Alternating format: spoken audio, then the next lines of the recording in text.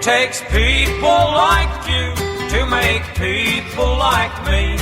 From the great Rocky Mountains to the shores of the sea. From the sands of the desert to the tall oak tree. It takes people like you to make people like me. Those skies may turn gray for a while. You can brighten each day with a smile. And wherever you go. Hello, my name is Wayne Daly. I'm the president and founder of Man Tucson Ministries here in Tucson, Arizona. And I've got this new thing I like to do. It's called the Daily Honor Roll. It's a matter of, I was listening to Pastor Stephen Furtick. He was talking about why do we wait until people are dead to honor them? And that's what triggered the Daily Honor Roll. It's not really the same as the Man Tucson radio program. It's just a show where I take about 20 minutes and I honor a man from my past who's helped me become the man I am today. Today I'll be honoring Ronald Conrow. He was my stepfather. He married my mother Viola after my mom and dad became divorced. And that had to be somewhere probably around 1969 or 1970. I was 4 or 5 years old. I really don't, to be honest with you, have too many memories of when they first got together. I know that we lived in the same apartment building on Willis Avenue in Panorama City. Ronald Conrow, he was the father of 2 children. He was a divorced man as well, and had 2 children. His son was Greg and daughter Rhonda. And Greg was maybe a year older than my oldest brother. He was about 5 years older than me. Rhonda was, I think, the same age as my brother Bill. I think they were both born in 61. So they were the same age. And actually, that was kind of a funny story. When Ron and my mom first started getting together, I remember that Bill, he was talking about this girl from junior high school he kind of had a crush on. And it turned out to be Rhonda. It was devastating for my brother. He was not very happy at all. And we found out, of course, at a family type of event, he went out to pick up his kids. They lived out in Tahunga Canyon, out in the foothills, and then of course everybody's at the apartment to meet each other for the first time. And I just kind of remember, I vague memories of it, but I remember it was a point of contention and upset my young brother's poor love life at such an early age, probably in 7th or 8th grade. I can't imagine that it would have been too far beyond that. No, it was 7th grade, actually, and he was going to Fulton Junior High School. I'm not sure how he met Rhonda, to be honest with you. Because they lived out in Tahunga, so I'm not sure how that happened, but it happened, and it was funny. My stepdad, Ron, he worked at General Motors. He worked at General Motors in Van Nuys. The plant that was right there on Van Nuys Boulevard was a major part of the valley back in the early 70s, late 60s, early 70s, all the way up through until it closed, and I'm not sure when it closed. This is not a news report, so I don't have all the facts for you. Again, this is the Daily Honor Roll, so sorry about that. Anyway, he got up really early. I remember he would get up every morning very early, and he would leave. He would leave the house. It was very early, and he'd be back by dinner time. He was, maybe it just seemed early. I thought it was about 6 o'clock in the morning he was heading out, but he didn't get home until the evening, so I'm not sure. It's funny how that just comes up on me now, not really realizing where else he may have been going. I know that my stepdad was a member of the Benevolent and Protective Order of Elks, or the Elks Lodge in San Fernando, Lodge number 1539, or Lodge 1539. The reason I remember that is because Ron would take me out to like the father-son breakfasts that they'd have. They'd have these pancake breakfasts where dads and their sons would go. And he'd always take me there, or sometimes we'd go there for dinner. And it was a cool thing to I really didn't get it when I was younger. I really didn't understand that this was it was a place for men to gather together, to be men together. And I still don't understand the full scope of what the Elks do. I know I have a friend, Jack, who is a member of the Elks Lodge down in Green Valley. I've never really looked into it. And part of why I've never looked into it, I think, is an experience that we had when I was much younger. We had moved into a condo on Tupper Street on a different part of Panorama City, which was right down the street from a little Nazarene church, Church of the Nazarene of Panorama City. Very little church, small church, but it was within walking distance of the house. I don't remember going to church a whole lot when I was a kid, but I do remember going here. And when we went to this church, we went for a few weeks, and of course I went into Sunday school because I was a younger kid, and that was what you did with your small kids. You put them in Sunday school. You still do. You put them into the age appropriate place at church. And I remember that we just stopped going one Sunday. We stopped, and I guess the story that my mother recounted to me as to why we didn't go to church anymore, and she recounted to me that my stepdad Ron had a Freemasons button that he would sometimes wear on his shirt. I don't understand the significance of why, but he did. I remember it. I remember what it looked like. I remember, and he had it. He wore it on just about everything. He wore it everywhere he went. And at the church, the pastor or the leadership of the church told my mother and stepfather that we couldn't come to that church because he was a Freemason. And I still don't understand why. I haven't done a whole lot of research on Freemasonry, but I related that to the Elks Lodge. And I know that they're separate, they're similar, but they're not exactly the same thing. So that's probably why I never really looked into understanding what the Elks do or what they're all about. And I'm sure that they do some great charity work. They are very community minded. It's a great organization. I personally have just never looked into it. So he would take me to the father-son pancake breakfast, and he'd take me to the lodge every once in a while. And it was a cool place to hang out. It was I remember thinking, there's pictures of men all over the walls. It's a dark place. It's a little foreboding, not creepy, but just kind of, I don't think I'm going to wander too far away from Ron, because I'm not exactly sure what's going on here. But it was a fun place, and I always remember having a good time with Ron. Ron, he would spend a lot of one-on-one time with me. I don't think he got along too well with my older brother Bill. Bill being the namesake, named after our father William Daly Jr. And they had my brother and my dad had a very close relationship. And not that I didn't have a close relationship with my dad, but I didn't draw lines. I didn't even at a young age. I never called Ron Dad, but I didn't really. He was a man and he was there. And I think as a young man, I appreciated that he wanted to invest time into me. Whereas my dad, if you listen to the other podcast, the other Daily Honor Roll for William Daly Jr., my dad struggled. He had substance issues. He liked to drink. He showed up late when he showed up. And Ron was there. Ron was very stable and very dependable. And that was at least struck a chord for me. And I'm sure it struck a chord for my brother as well. When we were younger, I remember Ron would pick me up from daycare, and this is actually before we moved into the condo on Tupper Street, but it was the daycare right across the street from Liggett Elementary, and I remember it's very funny. I remember I would go to that daycare, and then they would, and when I was in kindergarten age, they would walk us across the street to go to school, and then we would walk back to the daycare and go through the back gate. It was right there across Liggett.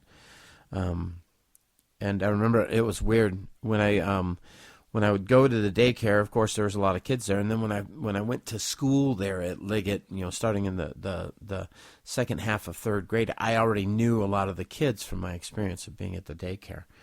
Guys like Bill Gosnell and Joe Mignot. I think her name's Karen Volk. There's just names I could. If I saw them, I could tell you their names. That's and that's pretty important for me.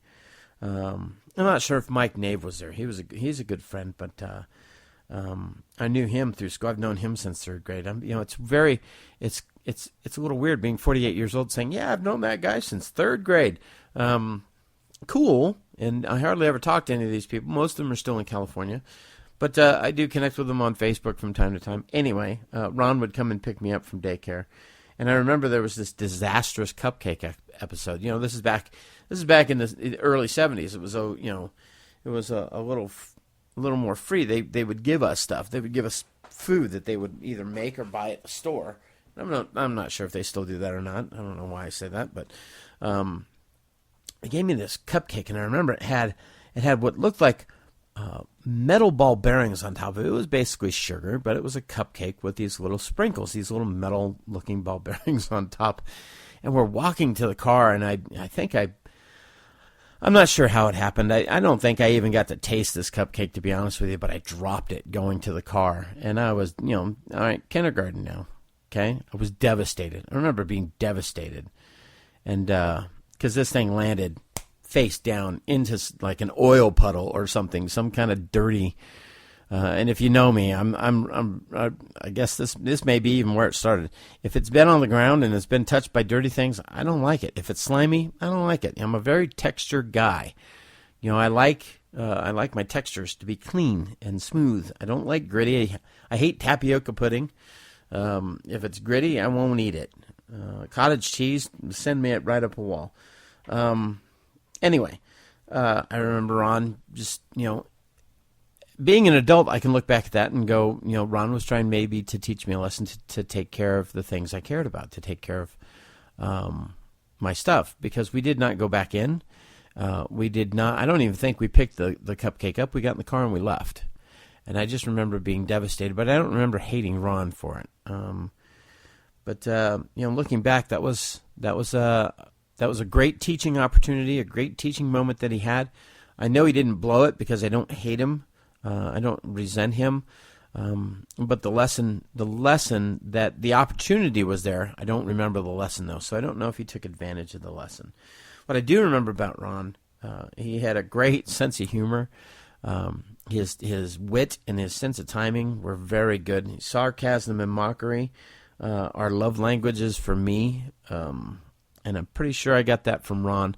There was a little bit of a sadist, a little bit of a torture side to him, and not a mean side. But I could just remember one time I had to go to the dentist, and he was relentless. He called it the buzzy wuzzy. He goes, "You're gonna go get the buzzy wuzzy from the dentist," because he knew I was afraid of the dentist. And that's a little sadistic. That's a little mean, but I'm smiling as I'm talking about it. So it couldn't have been all bad, right? I mean, I don't think I was traumatized to the point that I'm going to go on a rampage against dentists. In fact, I don't. I enjoy the dentists we have. I go to dental care and golf links. They're not a sponsor, so that's not a plug. I'm just letting you know where I go. And that's here in Tucson, Arizona. Anyway, from what I could tell, Ron was a good husband, and he was an attentive stepfather. He was a good stepfather, from what I could tell. His kids, Greg and Rhonda, were around often. He would spend time with them, and we would spend time together as a family. He would sometimes go off and spend time with them without Bill and I. We would stay home with Mom. The thing I remember the most, probably the lion's share of the memories that I have, are the trips that we would take up to Arroyo Grande, which is not quite Central California. It's not Northern California. I guess it is kind of Central California. It's not Southern California, because it's just north of Santa Barbara. I know that we'd have to drive through Santa Barbara, which is always really a weird experience for me, because we would drive up through Santa Barbara. We'd be on freeway, and then all of a sudden we're in city, stoplights, and then all of a sudden we're back on the freeway. So Santa Barbara, that was back in the day before the freeway was built around, and you didn't have to get off and drive through the traffic lights. At least I think so. I don't know. I don't know what it's like today. I have to call some friends to find out. But you get back on and you go, and then you drive inland and you drive through Santa Maria past the racetrack. I guess they call it the Tri-City areas. It's right there by Pismo Beach. It was a farming community, a great little town. I had a lot of fun there. I just remember that was so much fun to go to Grandpa's farm, and I called him Grandpa. It wasn't like calling my stepdad Ron. I called him Grandpa, and he was a great guy, little guy. If he had a beard, I would swear he was Santa Claus. He was always jolly, always smiling, real friendly. took an interest in making sure I understood what was safe, what wasn't safe on his farm. I know he had some pigs. He had this old barn. I used to love to go hang out in the old barn. And he had an old rusted out tractor, and we climb all over that and climb all over the tractor, throw food at the pigs. He had these fig trees behind the house, and it was weird. Sorry, this is flooding back to me in memories. They had a water tank. They were so far out of town, they didn't have a water service to the house. They didn't have a well. They had a tank. Because you could see it looking out the kitchen window. If I look out the kitchen window, the tank was out there, and they would have a truck that would come by, a water truck to deliver water to them that would fill the tank.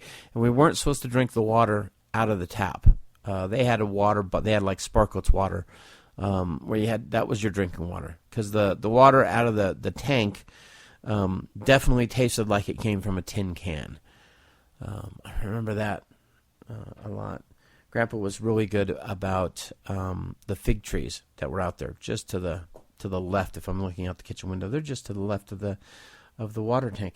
And it was weird. Fig trees are very dense trees, so I would go, but I wouldn't go deep into the orchard, I guess if you call it the fig orchard, because it was dense and it was dark. It was a little, again, foreboding and creepy. I guess I don't know. Maybe I was a kid that had a lot of.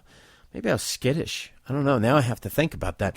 I wouldn't go out too far. I'd go out into the figs, and I didn't like figs, but because they were gushy and gooey. And I didn't call her Grandma. I don't remember her name. She was not as jolly as Grandpa. She was loving, but she was very stoic and standoffish. And she'd give you one of those cold 2-pat hugs, and that'd be it. You'd be done. They had fig trees. They'd take these figs and they'd can them. I remember one time I was out there with Grandpa, and there's birds up there eating at his figs. And I remember it was the first time that I saw my Grandpa cry, because he takes a BB gun out, and he was teaching me how to shoot a BB gun, and he'd taken sight on a bird that was eating one of his figs, and shot it, and then we go over to survey the kill, and he finds out it's not a sparrow but a blue jay. And I, to this day, I don't understand the difference. It's a bird eating his fig. Why shoot one and not the other? But he was visibly upset and very shaken and crying. He had actual tears that he had shot a blue jay. So, again, another part of my childhood I don't understand. It's amazing that I've made it to 48 years old.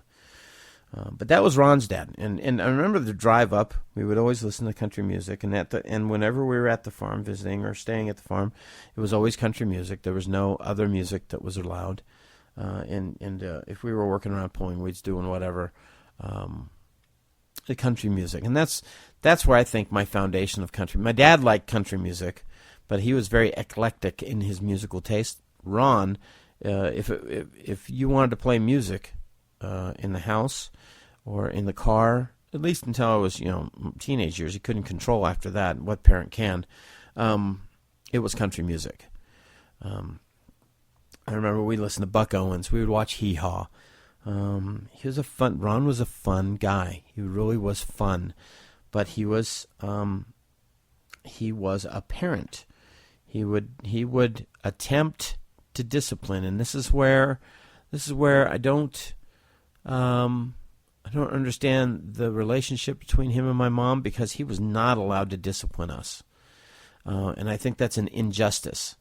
If you're married, here I go, with, my lessons for married people. But I think if you're married and you have kids, even if they're stepkids, you have to have an agreement on how to discipline the kids, and you have to both be able to discipline.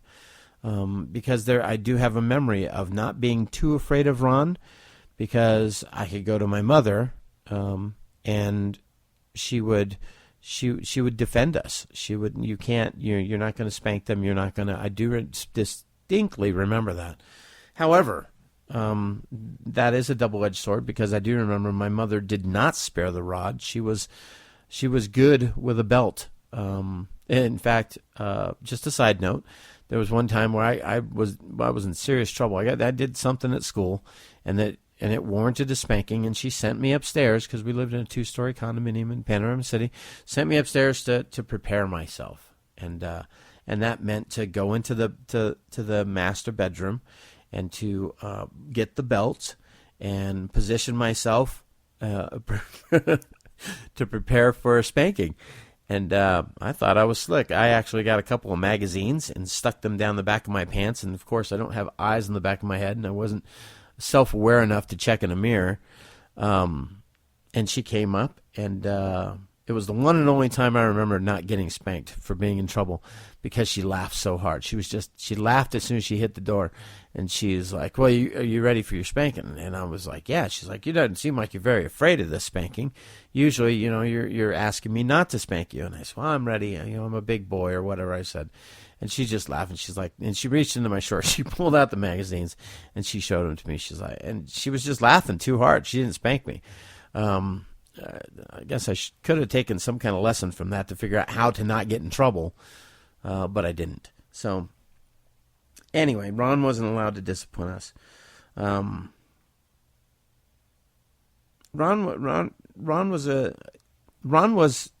He was a good example, and he was there. He was there from the time, I will say he was there from the time I was 5 years old, 4 or 5 years old, not too long after my parents got divorced, until, I graduated high school. I left high school. I didn't graduate, but I left high school. So he was there from, 1970 to at least 1983. I remember that my mom got sick too long after high school. My mom, she needed a quadruple bypass. And she was in the hospital. She was in the hospital for a long time because they couldn't figure out what was wrong with her. So when my mom got sick, Ron got weak, and he found other relationships. He was not faithful to my mother. And I remember finding out. My mom's in the hospital, and Ron's not home at night. And then, so I had friends over, friends that, and this is 1985. These are friends. I actually had my friend Kelly Kimbley and Roberta Tomarovic and Matt Very, who lived across the way, and Alex Silva. I had friends, all kinds of friends. We'd go out and run around and do things at night. But I remember finding a bra in the couch downstairs one night when all my friends were there. And that was a little embarrassing. Had no clue who the bra belonged to. I had no clue. We found out not too long after that Ron was having an affair. My mom came home from the hospital, and when she was, she was still in recovery, basically just recovering at home.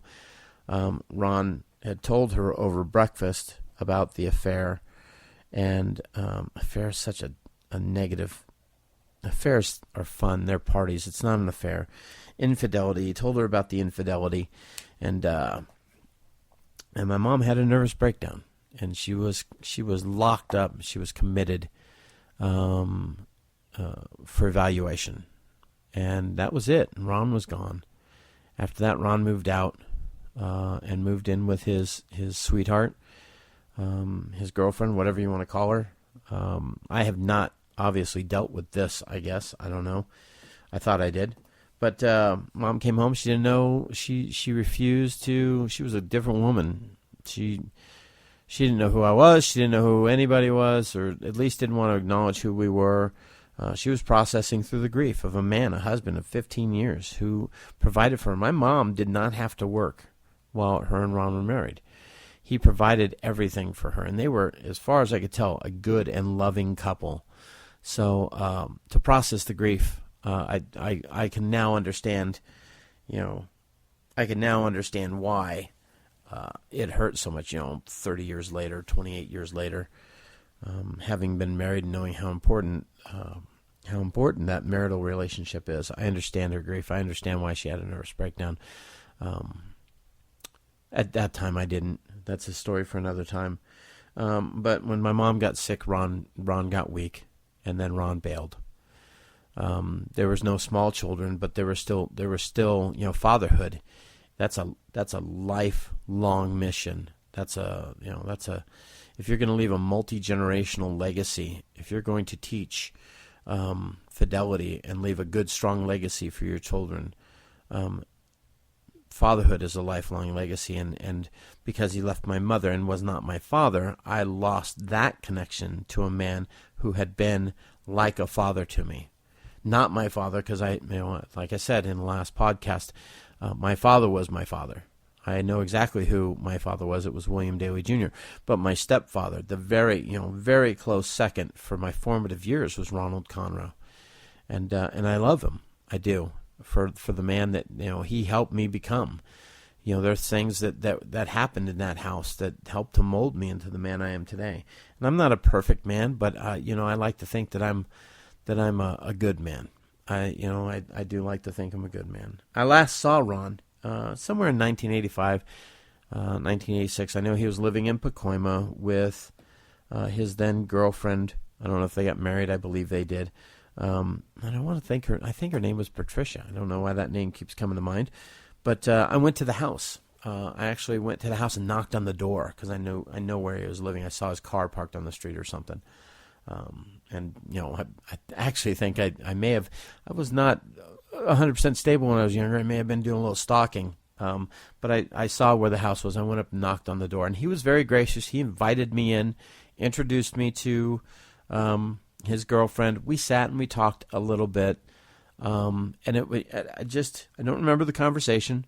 I do remember going there. I do remember letting him know that there's no hard feelings. It was a quote unquote no hard feelings type of conversation, which was more than he was going to get from any one of my other brothers, because I think they all wanted to kill him.